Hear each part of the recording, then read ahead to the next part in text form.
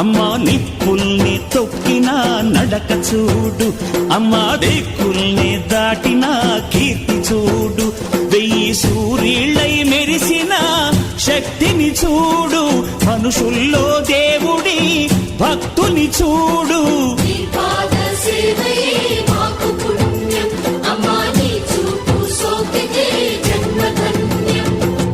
అమ్మా భవాని లోకాల నేలే ఓంకార రూపమమ్మా, తల్లిని మహిమల్ని చూపవమ్మా.